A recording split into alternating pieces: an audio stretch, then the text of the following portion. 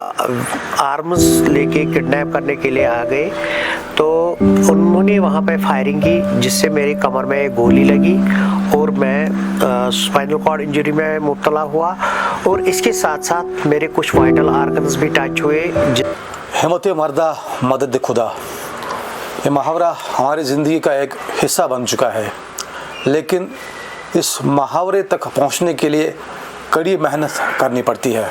जो सफ़र आपने स्टार्ट किया, जो शुरू किया, ये सफ़र अचानक नहीं था, यानी कि आपकी ज़िंदगी में उतार चढ़ाव बहुत रहे हैं। तो थोड़ा सा मुख्तसरन आपसे जानना चाहेंगे कि जो हम ट्रेजेडी से स्टार्ट करते हैं, क्योंकि जो प्रोबेबली 90s में आपके साथ हुआ, तो क्या कुछ वो पस मंज़र था?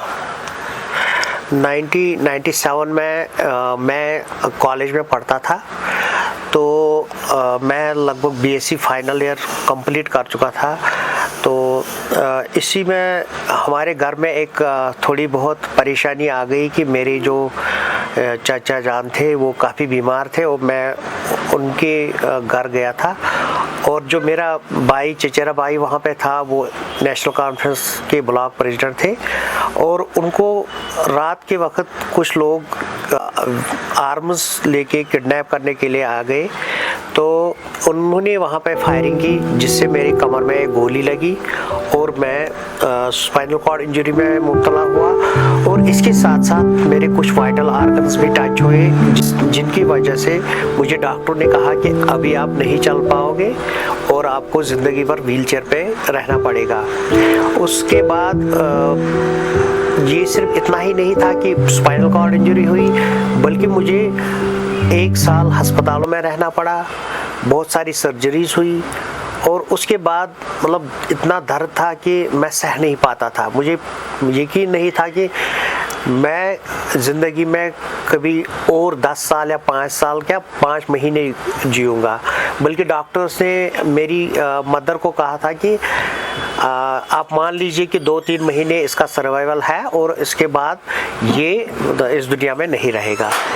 लेकिन उसके साथ साथ बहुत सारे ऐसे भी शख्सियत थे जिन्होंने मुझे काफ़ी हिम्मत दी, जिन्होंने मुझे काफ़ी सराहा और कहा कि आप जी सकते हो, लेकिन आपको थोड़ी हिम्मत की ज़रूरत है। और मैं काफ़ी दुखी था कि अब मैं क्या करूँगा, ज़िंदगी में मैं अपने कमरे से नहीं निकल पाऊँगा।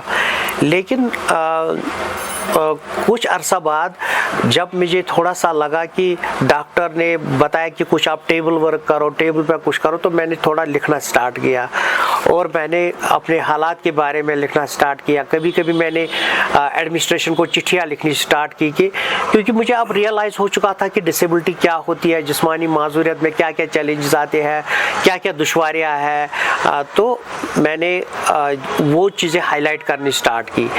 इसी दौरान मुझे ख्याल आया कि मैं दिन में बैठा रहता हूँ, तो मैंने अपनी माँ के साथ बात की कि बच्चे, अगर हमारे मोहल्ले में कुछ ऐसे बच्चे होंगे जिनको मैं पढ़ा पाऊँ, तो मेरे पास एक ही हथियार था, वो था एजुकेशन। मैं बार बार सभी जिस्मानी तौर माजूर अफराद से भी यही कहता हूँ कि हम मजदूरी नहीं कर सकते हैं, क्योंकि जिस्मानी क़ुव्वत की जब कमी होती है तो इंसान या तो अपने कुछ स्किल को इस्तेमाल कर सकता है, हमें स्किलफुल होना चाहिए। मेरे पास जो स्किल उस वक्त था वो सिंपल मेरी ग्रेजुएशन थी, जो मैंने बीएससी लगभग कंप्लीट किया था।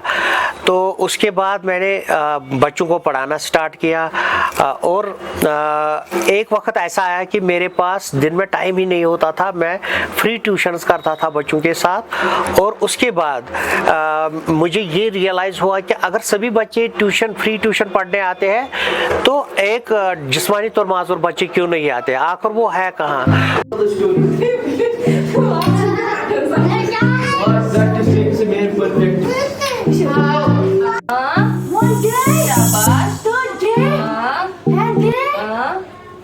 शाबाश।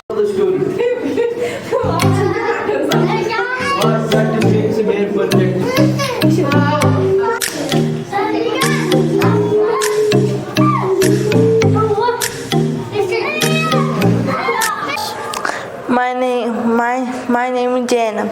I study in class 2nd. ये स्कूल अच्छा है, क्यूट है। अच्छा, बहुत क्यूट है। जो टीचर यहाँ पर है वो कैसे है, वो ठीक है आपके साथ? यस सर, अच्छा अच्छे है। कितना प्यार मिल रहा है आपको यहाँ पे? बहुत। जब आप स्कूल के बाद घर जाती हो आप तो मिस करते हो अपने टीचर्स को, अपने जो आपके जो कोलीग्स हैं जो आपके साथ पढ़ते हैं? यस मिस कर रही हूँ। मिस कर रही हो।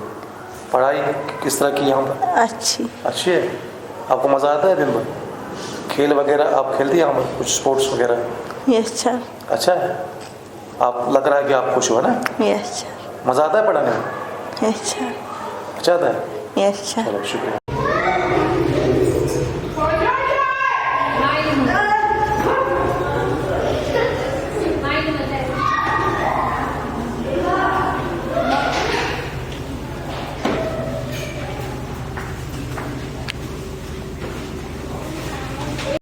जी अस्सलाम वालेकुम, मेरा नाम ईमा रशीद है। मैं यहाँ पे एज स्पेशल एजुकेटर काम कर रही हूँ और मैं यहाँ पे पिछले 3 साल से काम कर रही हूँ। यहाँ पे जो मेरा एक्सपीरियंस रहा है वो बहुत ही अच्छा रहा है, क्योंकि मैं जब यहाँ पे आई तो उन बच्चों के साथ काम किया, क्योंकि ये वो बच्चे हैं जो स्पेशली एबल्ड बच्चे हैं।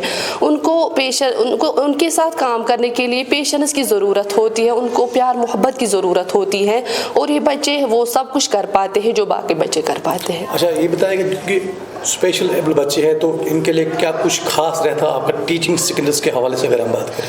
उनके लिए हम बहुत से मतलब टेक्निक्स का यूज़ करते हैं, टेक्निकल स्ट्रेटजीज का यूज़ करते हैं, लाइक टास्क एनालिसिस। हम उनको छोटे छोटे स्टेप्स में डिवाइड करके कोई भी टास्क सिखाते हैं। वो एक अगर हम उनको ऐसे ही सिखाएंगे वैसे वो नहीं सीखेंगे, ऐसी टेक्निक्स का हमें यूज़ करना पड़ता है। जिस तरह मैं आपसे जानना चाहूँ, जिस तरह इम्पैक्ट रहता है टीचर का स्टूडेंट पे रहता है इम्पैक्ट, और स्टूडेंट का टीचर पे इम्पैक्ट रहता है, क्योंकि डिफरेंटली एबल्ड कम्युनिटी है, तो क्या कुछ खास रहा इनको देख के, इनको पढ़ा के आपकी ज़िंदगी में क्या इम्पैक्ट पड़ा? मेरी ज़िंदगी में यही इम्पैक्ट पड़ा, मुझ में एक एम्पैथी आ गई। मैं अपने आप को उन बच्चों की जगह पे रख के खुद को फील करती हूँ कि अगर मेरे साथ ये चैलेंज होता तो मैं इस दुनिया में कैसे सर्वाइव करती। ये सब मेरे साथ मतलब इम्पैक्ट रहा मुझ में। इस तरह से हम कहेंगे कि एक ऑर्गेनाइजेशन सेटअप जो है वो 2007 से बिल्कुल बाकायदा ज़मीनी सतह पे उतरा, और 2008 में हमने रजिस्ट्रेशन भी हासिल। आपने मतलब बड़े आपने तफसीली बता दिया कि किस तरह आपने स्ट्रगल्स की तो हार नहीं मानी। हम थोड़ा सा बैक जाएंगे, आपके जो 2007 में आपने कहा कि ब्लड इंजरी हुई, तो उससे पहले की ज़िंदगी क्या थी आपकी, कि किस तरह जायद साहब जो है आम जो जिस तरह लोग हैं, आम जो नौजवान है, किस तरह अपनी ज़िंदगी बसर किया करते थे? मेरा जन्म जो हुआ है, मैं सराफ मोहल्ला बिजबिहारा में पैदा हुआ हूँ। वहाँ पे हमारा पुश्तैनी जो मकान था उसी में मैंने जन्म लिया है। उसमें हमारी जॉइंट फैमिली थी, 2 अंकल, उन फैमिलीज़ और हम सभी रहते थे। और मेरा जो आस पड़ोस में जो बच्चे थे उनके साथ उठना बैठना बहुत अच्छा था। तो उन्हीं दिनों यहाँ पे एक स्कूल का बुनियाद डाली गई थी, जो कि इंग्लिश मीडियम पहला स्कूल, कैम्ब्रिज पब्लिक स्कूल। तो मुझे भी घर वालों ने वहाँ पे एडमिशन किया।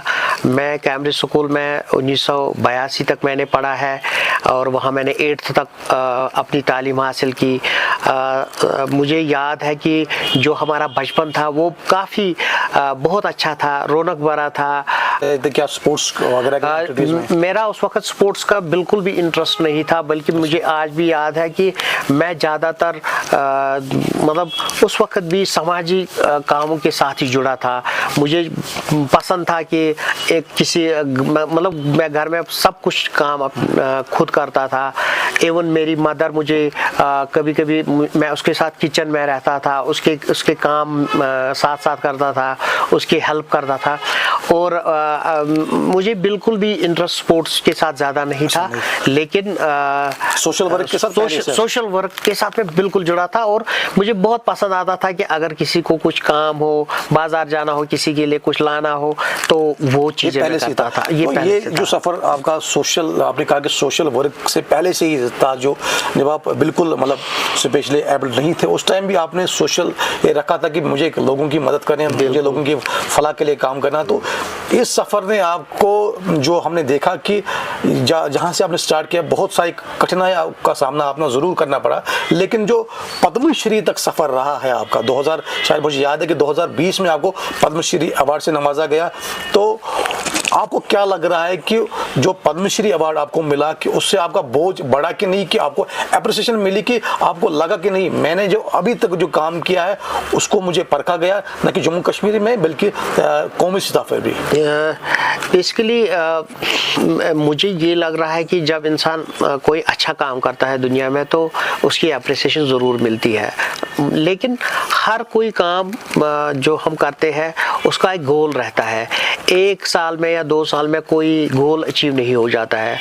जो सेंटर 4 बच्चों से स्टार्ट हुआ आज वो 206 बच्चों के साथ इस वक्त चल रहा है, जहाँ पे जहनी माजूरियत के बच्चे ज़्यादा है, जिनका डाउन सिंड्रोम, सेरेब्रल पाल्सी, मतलब जो इस वक्त परेशानियाँ ज़्यादा बच्चों में है वो डाउन सिंड्रोम और सेरेब्रल पाल्सी की ही है, और ज़्यादा डेफ एंड म्यूट जो कोत गोई और समाज से महरूम बच्चे हैं वो ज़्यादा है। जब मैंने इस मिशन को चलाया, ये मिशन मैंने सिर्फ इसलिए चलाया कि मैंने डिसेबिलिटी को पूरी तरीके से अपने पे प्रैक्टिकली देखा। उसका मुझे बहुत एहसास हुआ कि एक बच्चा क्या करता होगा जो माजूरियत में होगा, और फिर उसके साथ मतलब क्या चीज़ें ऐसी डिफ़िकल्टीज ज़्यादा आएंगी जिसकी वजह से उसकी डेवलपमेंट नहीं हो पाएगी। और मैंने एजुकेशन को ही पाया कि एजुकेशन ही बेस्ट टूल है जिससे हम एम्पावर कर सकते हैं कि इंसान को, और एजुकेशन को इस्तेमाल करके वो अपना भी रोज़गार कमा सकता है, दूसरों के लिए भी उनको रोज़गार कमाने के लायक बना सकता है।